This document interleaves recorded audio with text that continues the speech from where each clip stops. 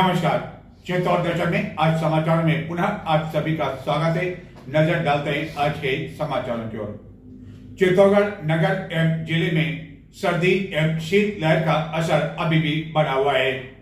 हालांकि यदि चित्तौड़गढ़ की बात कही जाए तो शुक्रवार को दिन भर तेज धूप निकली, लेकिन इसके बावजूद इस तेज धूप में शीत लहर और सर्दी की चुभन के कारण लोगों को दिन भर सर्दी के कारण परेशानियों का सामना करना पड़ा, जिसको देखते हुए जिला कलेक्टर द्वारा एक आदेश जारी कर 18 से आगामी 25 जनवरी तक कक्षा 1 से लेकर 5वीं कक्षा तक के विद्यार्थियों के लिए राहत प्रदान की गई है। अब वह सवेरे जल्दी इस सर्दी में उठकर विद्यालय नहीं जा पाएंगे और उनके लिए समय कर दिया गया है विद्यालय का प्रातः 10 से लेकर दोपहर 3 बजे तक। हालांकि यह छूट केवल कक्षा 1 से लेकर 5वीं कक्षा तक के विद्यार्थियों को ही प्रदान की गई है, लेकिन इस निर्णय से उन निजी शिक्षण संस्थाओं के लिए मुश्किल खड़ी हो सकती है जिनके द्वारा स्कूल बसें संचालित की जाती है और एक ही बस में अब तक कक्षा 1 से लेकर 8वीं कक्षा के बच्चे सवेरे के समय आया करते थे, लेकिन अब इस आदेश के कारण उन्हें सवेरे अलग बस भेजनी पड़ेगी और 10 बजे 5वीं कक्षा तक के बच्चों के लिए बस भेजनी पड़ेगी। जिला प्रशासन ने यह भी निर्देश दिया है, आदेश दिया है कि यदि कोई इसका उल्लंघन करता हुआ पाया जाता है तो उसके खिलाफ कड़ी कार्रवाई की जाएगी। यदि आपके छोटे नौनिहाल बच्चों को जो कि 1 से 5वीं तक है, यदि उन्हें सवेरे जल्दी बुलाया जाता है 10 से पहले, तो आप इसकी शिकायत शिक्षा अधिकारी को, जिला कलेक्टर को और चित्तौड़ दर्शन को भी कर सकते हैं। नजर डालते हैं अन्य समाचारों की ओर। कई सरपंच का कार्यकाल आगामी 31 जनवरी को समाप्त होने जा रहा है, जिसको लेकर वह बेचैनी महसूस कर रहे थे, लेकिन सरकार ने एक आदेश जारी कर इन सरपंचों को अगले आदेश तक प्रशासक के रूप में नियुक्त कर दिया है, जिसके कारण वह काफी राहत महसूस कर रहे हैं। लेकिन इन्हीं सरपंचों की भूमिका और कार्य प्रणाली को लेकर चित्तौड़गढ़ के दौरे पर आए पंचायती राज मंत्री एवं शिक्षा मंत्री मदन दिलावर ने उस समय शुक्रवार को नाराजगी जाहिर की, जबकि वह बदेसर क्षेत्र के दौरे पर अधिकारियों के साथ निकले। दरअसल वह सांवलिया जी में आयोजित शैक्षिक सम्मेलन में भाग लेने के लिए जब जा रहे थे, तब उन्होंने बदेसर क्षेत्र में जब गांवों में कई टूटी नालियां और मूलभूत सुविधाओं का अभाव देखा तो उन्होंने नाराजगी जाहिर की। एक और जहां कई सरपंचों का कार्यकाल बढ़ा दिया गया है, जो कि आगामी 31 जनवरी को समाप्त होने को था, जिसके कारण अब वह प्रशासक की भूमिका निभाएंगे, जिसको लेकर वह काफ़ी खुश दिखाई दे रहे हैं। लेकिन इन्हीं सरपंचों की कार्य प्रणाली एवं भूमिका को लेकर शुक्रवार को चित्तौड़गढ़ के दौरे पर आए पंचायती राज मंत्री मदन दिलावर ने उस समय नाराजगी जाहिर की, जबकि बदेसर पंचायत समिति के सुखवाड़ा, जेतपुरा, आकिया, नरबदिया, मनपिया सहित विभिन्न ग्राम पंचायतों में जब उन्होंने साफ सफाई सहित विभिन्न योजनाओं के बारे में ग्रामीणों से जानकारी ली, महिलाओं से बातचीत की, तो महिलाओं का आक्रोश फूट पड़ा और ग्रामीणों ने मंत्री को बताया कि गांवों की स्थिति क्या है। इस पर पंचायती राज मंत्री का कहना था कि सरपंचों को आपने ही चुना है, तो आखिरकार जब आपने उन्हें चुना है और विकास के लिए चुना है, तो आप उन्हें उलाहना क्यों नहीं दे सकते हो। ग्रामीणों का कहना था कि सरपंच एक बार चुनाव जीत गए, लेकिन गांव को लेकर वह वापिस पलट कर देखते नहीं हैं। पंचायती राज मंत्री ने सड़कों की स्थिति को लेकर नाराजगी जाहिर की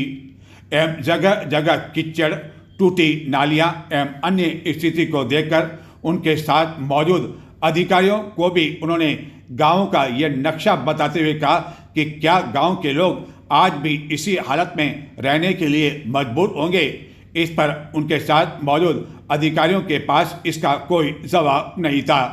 और ग्रामीण खुलकर अपनी बात पंचायती राज मंत्री को बताने में लगे रहे।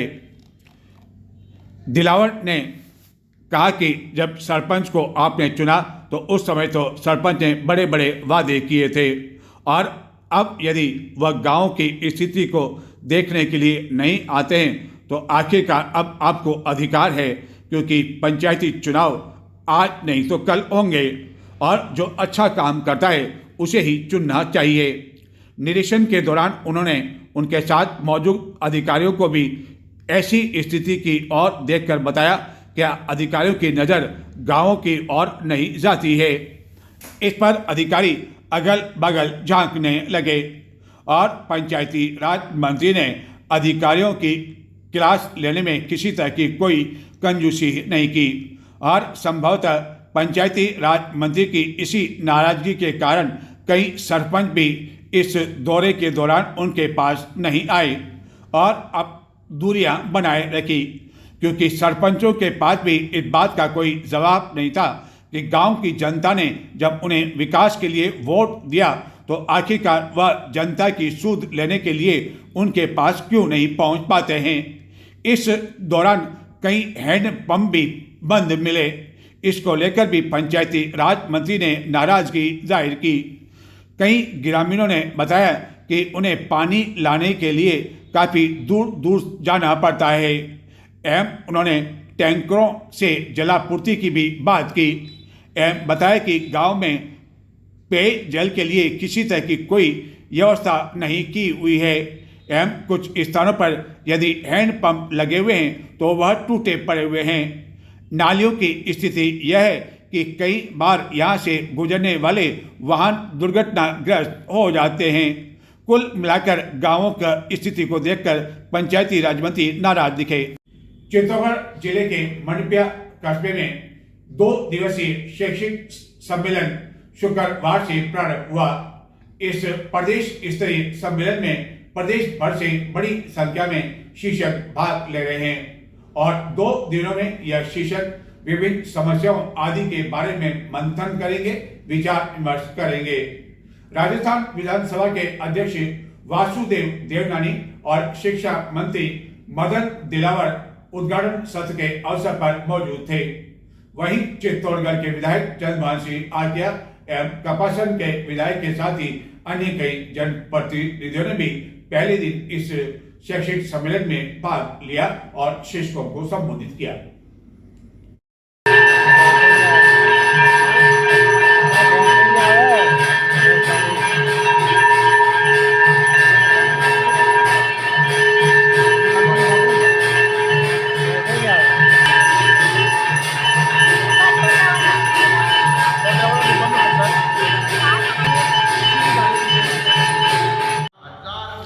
राजस्थान शिक्षक संघ राष्ट्रीय का प्रदेश स्तरीय शैक्षिक सम्मेलन जिले के मंडपिया में विधानसभा अध्यक्ष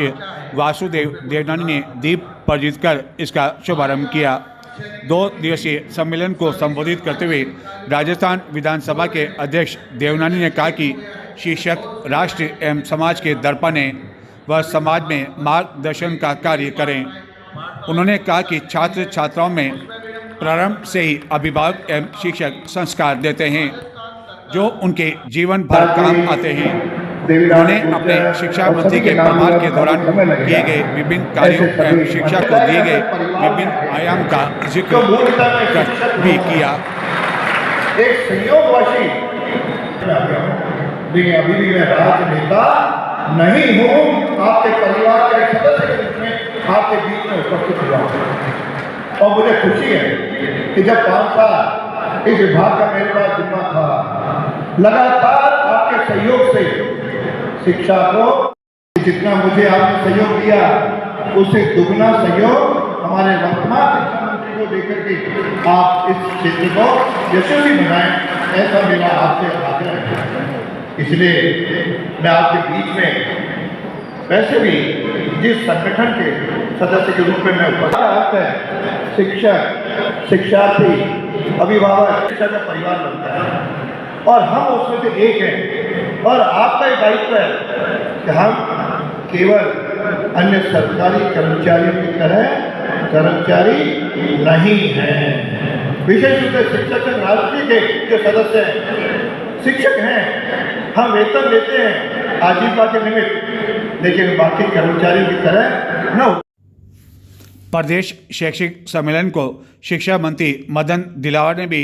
संबोधित करते हुए शिक्षकों को आह्वान किया कि वह छात्र छात्राओं में संस्कारों का विकास करें। चित्तौड़गढ़ नगर के शहरी क्षेत्र में है स्थित पन्नाधाय बस स्टैंड, जिसका निर्माण नगर परिषद चित्तौड़गढ़ द्वारा करवाया गया था और इसी पन्नाधाय बस स्टैंड परिसर के अंदर स्थित है कई दुकानें। इन दुकानों को नगर परिषद ने 2000 में बेच दिया था, विक्रय कर दिया था, लेकिन कई दुकानदारों द्वारा इन दुकानों को खरीदने के बावजूद 3/3 राशि जमा नहीं करवाई और उसके बावजूद उन्होंने कब्जा कर लिया, जिसके बाद नगर परिषद द्वारा इन दुकानदारों को कई बार नोटिस भी दिया गया और 2021 जो हमारे पास जानकारी, जो हमारे पास आंकड़े हैं, उसके अनुसार 21 जनवरी 2021 को जब नगर परिषद बोर्ड की बैठक हुई थी तो यह प्रस्ताव लिया गया था सर्वसम्मति से कि इन दुकानदारों द्वारा जो 1/4 राशि जमा करवाई गई है उसे जब्त कर लिया जाए। प्रस्ताव पारित हो गया, बोर्ड का कार्यकाल भी खत्म हो गया, लेकिन न तो राशि ली जा सकी इनसे और न ही कब्जा लिया जा सका और बिना किसी किराए के ये दुकानदार नगर परिषद की इन दुकानों पर कब्जा किए हुए हैं। यह किसी चित्तौड़गढ़ के बाजार का दृश्य नहीं है, बल्कि यह है चित्तौड़गढ़ के शहरी क्षेत्र में पन्नाधाय बस स्टैंड परिसर में स्थित दुकानें। इस दुकानों का निर्माण नगर परिषद द्वारा करवाया गया था और बाद में 2020 में इनमें से कई दुकानों को विक्रय किया गया और जिनके द्वारा इन दुकानों को खरीदा गया उन दुकानदारों द्वारा उस समय इस दुकानों की 1/4 राशि नगर परिषद में जमा करवा दी गई, लेकिन बाद में किसी तरह की कोई राशि जमा नहीं करवाए जाने पर 21 जनवरी 2021 को नगर परिषद बोर्ड की बैठक के दौरान यह प्रस्ताव लिया गया कि जिन दुकानदारों द्वारा पूरी राशि जमा नहीं करवाई गई है और 1/4 राशि जमा करवाई गई है उस राशि को जब्त कर लिया जाए। लेकिन राशि जब्त करना तो दूर, बल्कि जिन दुकानदारों ने केवल 1/4 राशि देकर इन दुकानों पर कब्जा कर रखा है वह कब्जा भी नगर पालिका पुनः लेने में अब तक कामयाब नहीं हो सकी,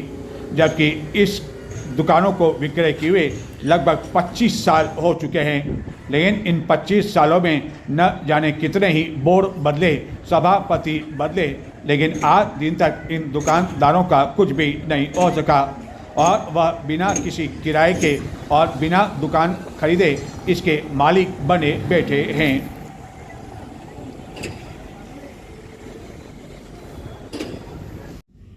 चित्तौड़गढ़ जिले के कई ऐसे यात्री हैं, खासकर ग्रामीण क्षेत्रों के यात्री, जिनके लिए प्राइवेट बसें ही आवागमन की दृष्टि से मुख्य साधन है, क्योंकि आज भी रोडवेज की कई बसें ग्रामीण क्षेत्रों तक नहीं जाती है।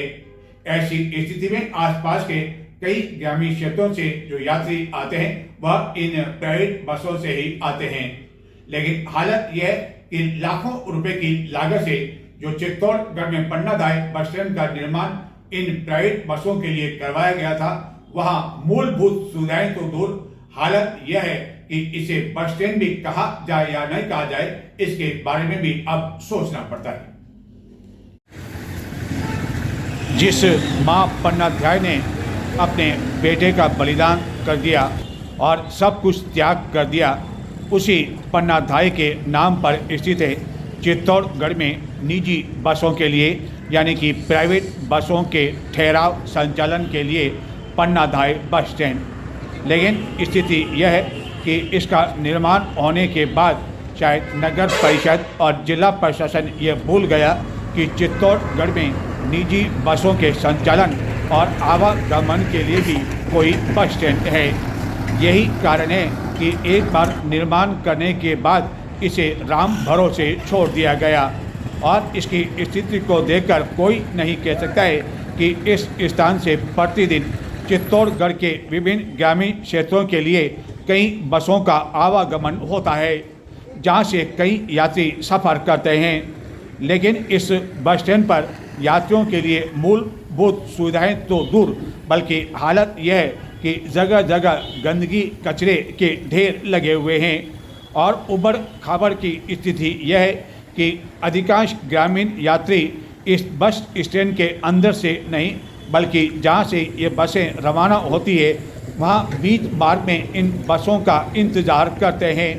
क्योंकि ऐसी स्थिति को देखकर शायद ही कोई यात्री इस बस स्टैंड के अंदर जाना पसंद करता होगा,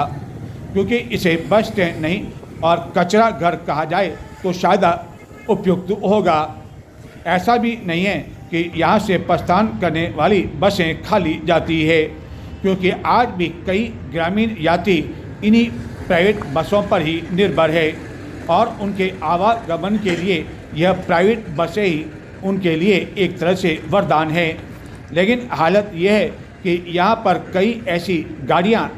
चौपहिया वाहन खड़े रहते हैं जो कि यहाँ ठीक करवाने के लिए आते हैं और मूलभूत सुविधाओं की स्थिति क्या है आप स्वयं देख सकते हैं। आदमी तो क्या, शायद जानवर भी इन सुविधाओं का उपयोग नहीं करना चाहे। कई मोटर पार्ट्स की दुकानें अंदर होने की वजह से ऐसा लगता है कि यह मोटर पार्ट्स का बाजार शायद बन चुका है। जगह जगह यहाँ ठीक होने वाले वाहन आते रहते हैं। कुल मिलाकर इसे प्राइवेट बस स्टैंड नहीं कहा जाए तो वह उपयुक्त होगा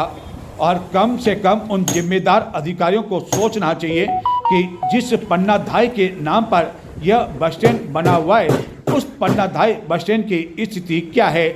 अच्छा हो कि इस पन्नाधाय बस स्टैंड का नाम बदलकर और कुछ कर देना चाहिए,